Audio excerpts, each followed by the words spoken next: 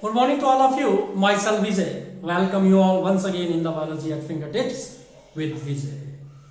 प्यारे दोस्तों, हम लोग ह्यूमन ब्लड क्लॉटिंग फैक्टर्स के बारे में डिस्कशन कर रहे हैं। मैंने आपको कैसे अलग अलग से जो 12 फैक्टर्स हैं, मैंने पहले बोला है 12 फैक्टर्स, नंबरिंग हम 1 to 13 करते हैं क्योंकि पहले जो 6 नंबर फैक्टर था वो रखा जाता था, पर now it is well establish. अब वेल एस्टेब्लिश है कि कोई भी, ये हाइपोथेटिकल फैक्टर था, मैं आपको बता दूं। साइंटिस्टों ने इसे एक हाइपोथेटिकल फैक्टर कहा था, ये सोच में ही था, केवल ये गेस्ट था, लेकिन अब ये अस्तित्व में नहीं है। Now there is no more 6 number factor, it is the old name for the factor 5। याद रखेंगे। आज मैं आपको बताऊंगा कि इन फैक्टर्स के क्या अदर नेम्स होते हैं, इनके क्या सोर्स है और कैसे इनके फंक्शन क्या क्या होते हैं। मैं अलग अलग से बात आपके साथ करना चाहूंगा।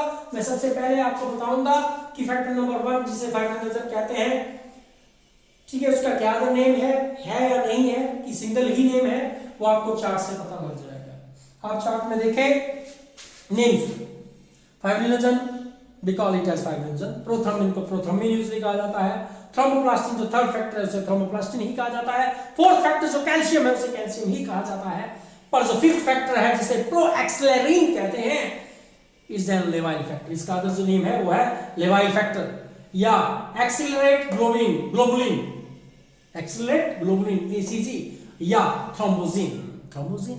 तो these are the other names. मैं विद इन 5 to 10 मिनट्स आपके साथ सारा का सारा कॉन्सेप्ट डिस्कस करूंगा।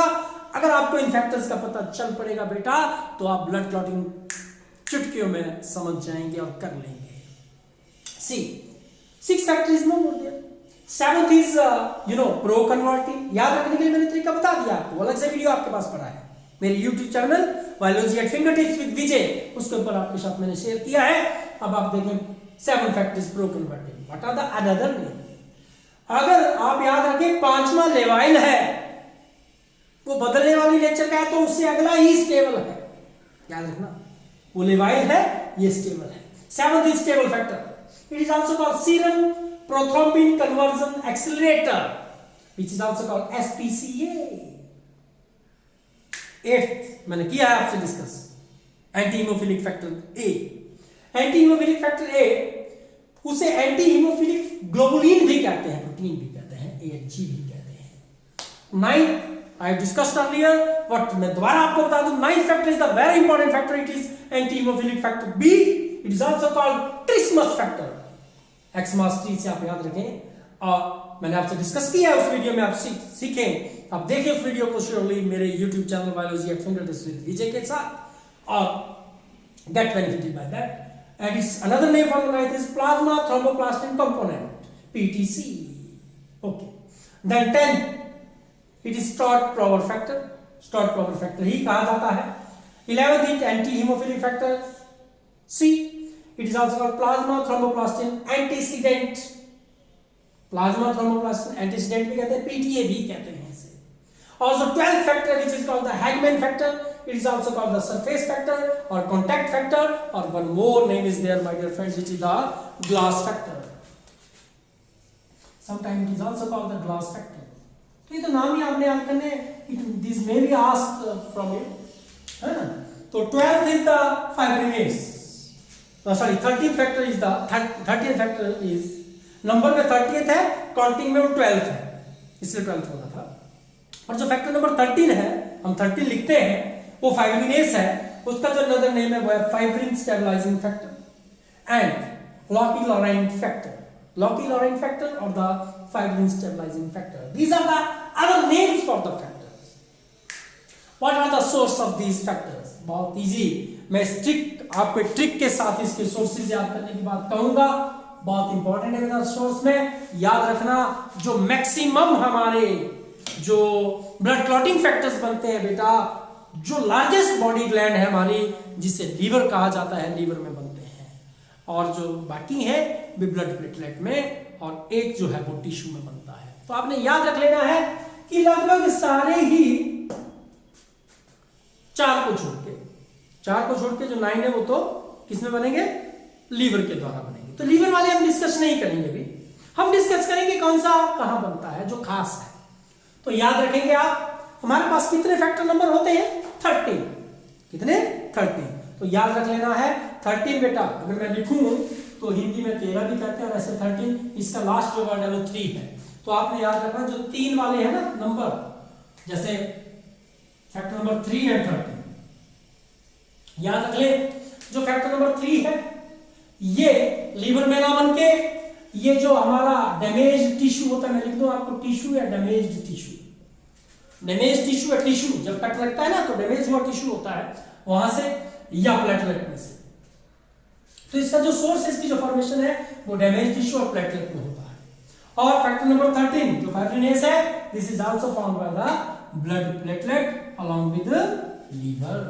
पर आपने याद रखना कि ब्लड प्लेटलेट कहां इन्वॉल्व है, फैक्टर नंबर 13 और 3 तीन वालों में है कि हमारे पास 13 is the total counting number, otherwise total number तो 12 है और काउंटिंग हम करते हैं 13 क्योंकि 6 को पहले कंसीडर किया जाता था, अब नहीं करते हैं।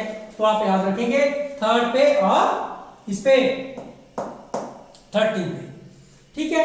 अब एक और फैक्टर है, कौन सा फैक्टर है वो है फैक्टर नंबर 5 जो हमें डाइट से मिलता है या बोन से मिलता है। मैं इसको स्पेशली यहां पे लिख रहा हूं। तो हमारे पास जो है वो फैक्टर नंबर 3 और 13 जिनमें ब्लड प्लेटलेट इन्वॉल्व है, और फैक्टर नंबर 5 जहां पे डाइट और बोन इन्वॉल्व है। बाकी जितने भी फैक्टर्स हैं आप देख रहे हैं वो लीवर इज द सोर्स, से लीवर में बनते हैं। कहां से मिलते हैं, लीवर से मिलते हैं। क्लियर है, इजी टू रिमेंबर दिस। एक और बात आपके साथ शेयर करना चाहूंगा, वो क्या कि कुछ ऐसे फैक्टर्स हैं इन 12 फैक्टर में से जिनकी फॉर्मेशन के लिए विटामिन के का जरूरत पड़ता है, which are there formation is vitamin K dependent. वो कौन से हैं वो हम ऐसे याद रख लेंगे। फैक्टर नंबर 2 मैंने लिखा, देखिए factor number 2, then factor number 9, factor number 10, 2, 9, 10। आप ऐसे याद रखेंगे factor number 2, 9 and 10। These are the 3 factors जहां पे विटामिन के की जरूरत पड़ती है। एंड लास्ट में मैं आपसे डिस्कस करूंगा बेटा कि इनके क्या क्या फंक्शन है। The first factor is fibrinogen. Function is it convert this fibrinogen, it is converted into fibrin monomers. Clot बनाने के लिए वहां पे फाइब्रिन थ्रेड्स चाहिए होते हैं, तो ये फाइब्रिन मोनोमर में कन्वर्ट किया जाता है। सेकंड फैक्टर इज प्रोथ्रोम्बिन, ठीक है। जो प्रोथ्रोम्बिन है आपको पता है, जो जहां पे प्रो अगर प्रीफिक्स में प्रो लगे या सुफिक्स में जन लग जाए GEN, तो वो इनएक्टिव फॉर्म होती है। तो ये प्रोथ्रोम्बिन है, ये थ्रोम्बिन का इनएक्टिव फॉर्म है, इनएक्टिव। इसको एक्टिव फॉर्म थ्रोम्बिन में कन्वर्ट किया जाता है। It is converted into thrombin during the blood clotting. ये हम प्रोसेस में देखेंगे डिटेल में। Then third one is the thromboplastin. Thromboplastin it convert prothrombin to thrombin. हमने पढ़ा कि जो प्रोथ्रोम्बिन है उसको थ्रोम्बिन में बदला जाता है। इस काम को कौन करता है, वो थ्रोम्बोप्लास्टिन है। It convert prothrombin to thrombin.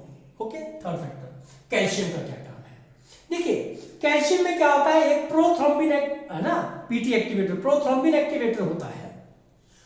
Prothrombin को थ्रोम्बिन में बदलने के लिए हमें क्या चाहिए था, थ्रोम्बोप्लास्टिन चाहिए। उसके लिए हमें एक एंजाइम की जरूरत पड़ता है, वो है thrombokinase. It help in thrombokinase formation. कौन सा, कैल्शियम थ्रोम्बोकाइनेस की फॉर्मेशन करवाता है। Factor number 5 proaccelerin. Proaccelerin it is also called the लेवाइन फैक्टर। जो लेवाइन फैक्टर है, it act as an cofactor for the conversion of prothrombin to thrombin. Prothrombin को थ्रोम्बिन में कन्वर्ट करने के लिए जो कोफैक्टर के रूप में काम करते हैं एंजाइम थ्रोम्बोकाइनेस के साथ, वो कौन सा है, वो है फैक्टर नंबर 5 प्रोएक्सिलरिन। छठा होता ही नहीं है, sixth factor is no more there, seventh is there which is the stable factor, it is the proconvertin. It is essential for prothrombin activator formation. ये जो प्रोथ्रोम्बिन एक्टिवेटर है इसकी फॉर्मेशन के लिए बहुत ज्यादा जरूरत होती है इसकी। Anti haemophilic factor A very important, इसकी कमी हो जाएगी तो हीमोफिलिया ए हो जाएगा। उन पेशेंट में ब्लड क्लॉटिंग नहीं होगी। क्यों नहीं होगी, क्योंकि फैक्टर नंबर 8 नहीं है। जिनमें फैक्टर नंबर 8 नहीं होगा उन पेशेंट्स को हीमोफिलिया ए के पेशेंट कहा जाता है। Anti haemophilic factor number B, its deficiency cause haemophilia B, और it activate the factor number 10 which is the Stuart Prower factor. अगले ही फैक्टर को एक्टिवेट भी करता है। Stark Prober factor, which is the 10th factor. It is essential for the conversion of prothrombin to thrombin. अलग अलग से factor इकट्ठे काम करते हैं, बेटा हम देखेंगे ब्लड क्लॉटिंग में. Then factor number 11 anti haemophilic factor C. इसकी डेफिशिएंसी से हीमोफिलिया सी हो जाता है. और इन वाइवो सेल के अंदर in vivo it is activated by thrombin and factor number 12. Okay, it is important at major sites of trauma. जहां कहीं भी आघात चोट पहुंचती है वहां पे ये बहुत इंपॉर्टेंट है. हैगमैन फ्रेंड्स से आपका फैक्टर नंबर 12 है. Surface factor, contact factor, glass factor से कहते हैं. और it activate factor number 11 and 7. Okay, and it is very important to initiate the clotting. And last factor is 13th factor, which is the fibrinase. It converts fibrin polymer to the stable insoluble fibrin. क्योंकि जब clot होना है हम पढ़ेंगे तो अगर वो soluble होगा तो खून बाहर निकल जाएगा, तो इनसॉल्युबल होना चाहिए. तो जो पॉलीमर आपने जो कन्वर्ट किया फाइब्रिन पॉलीमर को, उसको इनसॉल्युबल फाइब्रिन में जो कन्वर्ट करता है वो कौन करता है? फाइब्रिनेस.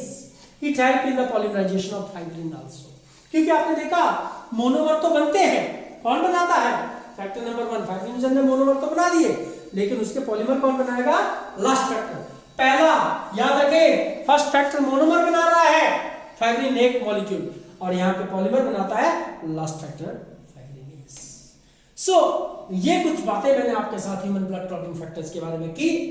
अदर फैक्टर जो रिक्वायर्ड है, प्री कैल्क्रेन फैक्टर है, फ्लेचर फैक्टर है, फिट्जजेराल्ड फैक्टर है. These are the some other factor. पर हमें जो कंसंट्रेट करना है वो इस चार्ट के ऊपर करना है बेटा. This is very important chart, you should remember. मैंने अलग अलग तरीके से आपको 3 या 4 डिस्कशन में कैसे आपको इनके नेम याद करने हैं, कैसे इनके मैंने बोला कि अदर नेम आप याद करेंगे, कैसे इनके सोर्सेज को याद करेंगे. मैंने कहा आपसे सोर्स के बारे में भी कि याद रखें 13 नंबर फैक्टर का है, 3 तो उसमें 3 आता है, तो फैक्टर नंबर 3 एंड 13 में ब्लड प्लेटलेट्स इन्वॉल्व होंगे. बाकी सभी का लीवर में बनते हैं अलॉन्ग विद 13th. सिर्फ 3 नहीं बनता लीवर में. और आपका फैक्टर नंबर विच वन बेटा? Fourth factor sorry calcium. Calcium हम कहां से लेते हैं? मैंने शायद डाइट इसमें 5th ना बोला गलती से, पर आप देखें ब्लैक पेन में लिखा तो ब्लैक में कैल्शियम है. आप इसको ठीक कर लें. ब्लैक में क्योंकि कैल्शियम है तो यहाँ पे डाइट और बोन, मैंने ब्लैक से लिखा आगे तक डाइट एंड बोन. तो हमें डाइट से कैल्शियम मिलता है ना, या तो हमारी हड्डियों में कैल्शियम होता है वहां से लेते हैं.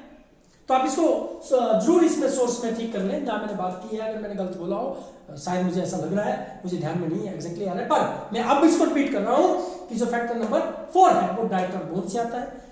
3 और 13 ब्लड प्लेटलेट इन्वॉल्व है. 13th में लीवर भी है, पर जो 4th है वो डाइट और बोन से आता है. याद करें कैल्शियम तो पता है ना बोन में होता है और खाने से भी लेते हैं. तो this is all about the various blood clotting factors my dear friends. For kindly subscribe my YouTube channel which is biology at fingertips with Vijay. मैं एक बात कर दूं, कई बार आप सोचते होंगे कि सर जो है, देखिए मेरा काम क्या है आपको चीजों को अंडरस्टैंड कराना. अगर कई बार होता क्या है कि वो फ्लो में कई बार जो हम बातें कुछ एक अगर गलत बोल देते हैं, मैं आपको बता दूं मैं बिल्कुल भी एडिटेड वीडियो नहीं बेटा डाल रहा हूं. मैं जो बोल रहा हूं अभी बोल रहा हूं, मैं इसको बिल्कुल भी एडिट नहीं करता हूं. जो नॉलेज है वो दिमाग में है वो बाहर आती है. मैं बिल्कुल एडिट नहीं करता हूं, इसलिए मैं रिपीट कर रहा हूं कि मुझे ऐसा ध्यान में आ रहा है कि शायद मैंने फैक्टर नंबर 5 गलती से बोल दिया, पर नहीं, इट इज फैक्टर नंबर 4 जो डाइट और बोन से मिलता है. तो बाकी सारे फैक्टर लीवर में बनते हैं वो लिखा भी है. जो विटामिन के डिपेंडेंट है वो आपसे पूछ सकते हैं, तो फैक्टर नंबर 2 एंड 9 एंड 10. तो इस तरह से आप सारी की सारी बातों को बार बार अगर आप रिपीट करेंगे इन वीडियोस को और देखेंगे तो surely you will get benefited. For more new videos kindly subscribe my YouTube channel biology at fingertips with Vijay, and I will assure you will get more and more new information which is very helpful to you in the board examination and surely in the NEET. It's my guarantee my dear friends. मेरा experience है जीवन का कि काफ़ी ज़्यादा आपकी तरह बच्चे जो हैं, जो नौजवान हैं, वे हमारे साथ डिस्कशन करके, मैं यूँ तो नहीं कहता कि हमारे कारण मेहनत आप लोगों की होगी, लेकिन हम आपको गाइड कर पाएँ और they are no very good doctors. बहुत लोग ऐसे हैं जो बहुत अच्छे डॉक्टर हैं और वो हमारे स्टूडेंट्स हैं. आज अच्छा लगता है, we feel proud for them कि उन्होंने हमारे साथ मिलके मेहनत की थी. हम लोग इकट्ठे मेहनत करते हैं तब जाके आगे बढ़ते हैं. तो श्योरली यहाँ से बातें आपसे पूछी जाएंगी और you would be the future doctor, मुझे पूरा पता है और मैं विश्वास चाहता हूँ कि आप भविष्य के डॉक्टर बने।